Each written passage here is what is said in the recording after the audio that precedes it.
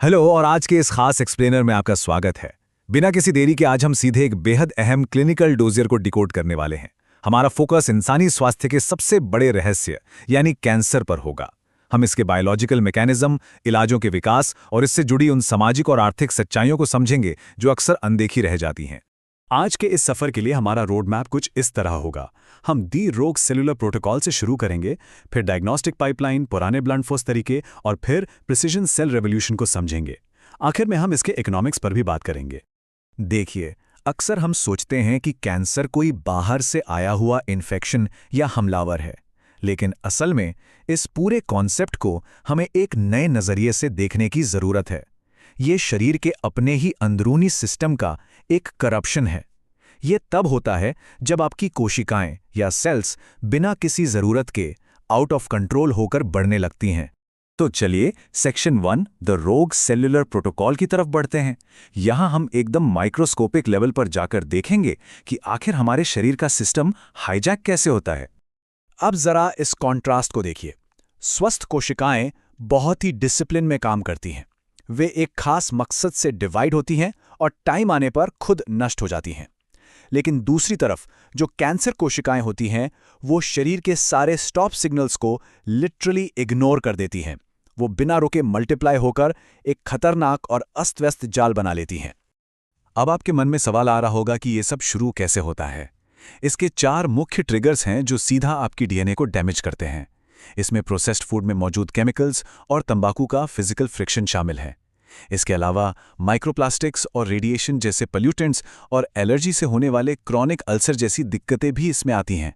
और हाँ, अगर आप बहुत ज़्यादा स्ट्रेस लेते हैं तो शरीर में कॉर्टिसोल का लेवल इतना बढ़ जाता है कि वो आपके नेचुरल रिपेयर मैकेनिज्म को ही ठप कर देता है। यहाँ एक बहुत ही इंटरेस्टिंग चीज़ होती है जिसे म्यूटेशन पाथवे कहते हैं। हमारा शरीर हर दिन खरबों डैमेज्ड सेल्स को रिपेयर करता है। सोचिए, खरबों रिपेयर्स।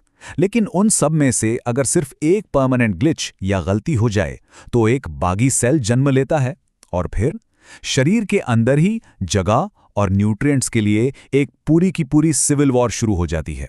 इस पूरी सिविल वॉर का सबसे बड़ा असर ये होता है कि ये बागी सेल्स असल में आपकी एनर्जी को सोखने लगते हैं। जो न्यूट्रिएंट स्वस्थ सेल्स को मिलने चाहिए, ये उन्हें चुरा लेते हैं, जिससे ट्यूमर बनते हैं। इसीलिए अगर बिना किसी डाइट या एक्सरसाइज के शरीर का वजन अचानक 10% तक गिर जाए तो एक बहुत बड़ा वार्निंग साइन होता है। Section 2 decoding the diagnostic pipeline. अब जब हम म्यूटेशन समझ चुके हैं तो देखते हैं कि मेडिकल साइंस इस अंदरूनी बगावत को डिटेक्ट कैसे करता है। इस फील्ड को समझने के लिए ऑन्कोलॉजी की डिक्शनरी समझना जरूरी है, जिसे हम मेडिकल स्टडी ऑफ कैंसर भी कहते हैं। इसे सेल्यूलर ओरिजिन के आधार पर बांटा जाता है। जैसे ब्लड कैंसर को ल्यूकीमिया, हड्डियों या मसल्स के कैंसर को सार्कोमा और स्किन कैंसर को मेलानोमा कहा जाता है। एग्जाम्पल के लिए हमारे वाइट ब्लड सेल्स को ही ले लीजिए। एक नॉर्मल इंसान का बेसलाइन 6000 से 10,000 के बीच होता है, लेकिन अगर ये काउंट 50,000 के पार चला जाए तो ये ल्यूकीमिया का एक क्रिटिकल अलर्ट है। इसका सीधा मतलब है कि शरीर अपने ही डिफेंस सिस्टम का आउट ऑफ कंट्रोल और डिफेक्टिव प्रोडक्शन कर रहा है। और अगर मामला सॉलिड ट्यूमर का हो तो कंफर्म करने के लिए एक 5 स्टेप डायग्नोस्टिक पाइपलाइन यूज होती है, जिससे बायोप्सी कहते हैं। पहले टिश्यू निकालते हैं, उसे प्रिजर्व करते हैं, मोम में जमाकर सख्त बनाते हैं और फिर उसके एकदम पतले स्लाइस काटकर माइक्रोस्कोप के नीचे स्टडी करते हैं। इसी से पता चलता है कि ट्यूमर बिनाइन है या फिर मलिग्नेंट। अब ये स्थिति तब एकदम जानलेवा हो जाती है जब मेटास्टैटिक शिफ्ट होता है। मतलब जब तक ट्यूमर एक जगह पर है उसे सर्जरी से निकाला जा सकता है, लेकिन अगर वहां से कोई सेल टूटकर खून के जरिए लिवर या फेफड़ों जैसे किसी दूसरे हिस्से में पहुंच जाए और वहां नई जड़ें जमा ले तो मामला बहुत क्रिटिकल हो जाता है। Section 3 the blunt force Arsenal. अब सवाल है कि डायग्नोसिस के बाद इसका इलाज कैसे किया जाता रहा है। देखिए, ट्रेडिशनली जिन इलाजों का इस्तेमाल होता था वो बहुत ही सीधे और जोरदार प्रहार करने वाले होते हैं, जैसे सर्जरी, कोबार्ट 60 रेडिएशन या कीमोथेरेपी। ये तरीके तेजी से बढ़ने वाले सेल्स को तो मारते हैं, लेकिन ये कैंसर सेल्स और स्वस्थ सेल्स में फर्क नहीं कर पाते। इसीलिए बाल झड़ना या इनफर्टिलिटी जैसा भारी कोलैटरल डैमेज देखने को मिलता है। लेकिन यहाँ एक वाकई में हैरान करने वाला फैक्ट है। क्या आप जानते हैं कि कीमोथेरेपी की कुछ सबसे पावरफुल दवाएं असल में प्रकृति से आती हैं? जी हाँ, विनक्रिस्टीन जैसी दवा हमारे आम सदाबहार के फूल से बनती है और हिमालय में 6000 फीट की ऊंचाई पर मिलने वाले हिमालयन यू पेड़ के अर्क का इस्तेमाल भी आज के कैंसर ट्रीटमेंट में होता है। Section 4, the precision cell revolution. Chemotherapy के इसी कोलेटरल डैमेज से बचने के लिए साइंस ने एक नई दिशा पकड़ी। एक ऐसी दिशा जो बाहरी केमिकल्स पर नहीं बल्कि हमारे खुद के इम्यून सिस्टम पर टिकी है। और यहीं एंट्री होती है हमारे सबसे बड़े गेम चेंजर की, CAR-T सेल थेरेपी। ग्लोबली ये इलाज बहुत महंगा रहा है, लेकिन भारत में IIT बॉम्बे और टाटा मेमोरियल ने मिलकर इसे NextCAR-19 के नाम से डेवलप किया है। ये थेरेपी असल में मरीज के खुद के इम्यून सिस्टम को मॉडिफाई करके एक टारगेटेड स्मार्ट बॉम्ब में बदल देती है। ये कोई हफ्तों चलने वाली कीमोथेरेपी नहीं है।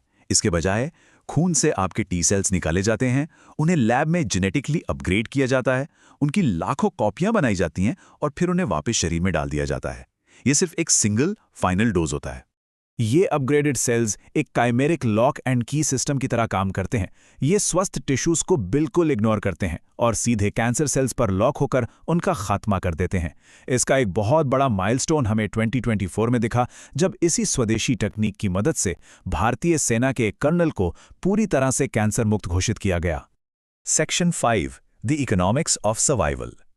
साइंस और बायोलॉजी से बाहर निकलकर अब हम उस ग्लोबल हकीकत पर बात करेंगे जो तय करती है कि इन चमत्कारी इलाजों तक असल में पहुंच किसकी होगी। अब देखिए, अमेरिका में इस CAR-T थेरेपी का खर्च करीब 4 करोड़ रुपए है। भारत ने अपनी स्वदेशी तकनीक से इस कॉस्ट को 90% तक कम करके करीब 40 लाख रुपए कर दिया है। ये विज्ञान की बहुत बड़ी जीत है।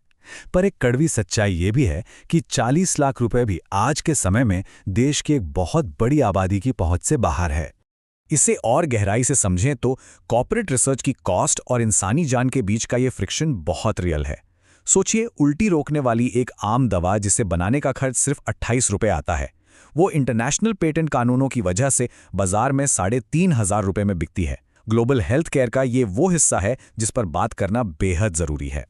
तो इस एक्सप्लेनर के अंत में एक बहुत ही बड़ा सवाल खड़ा होता है।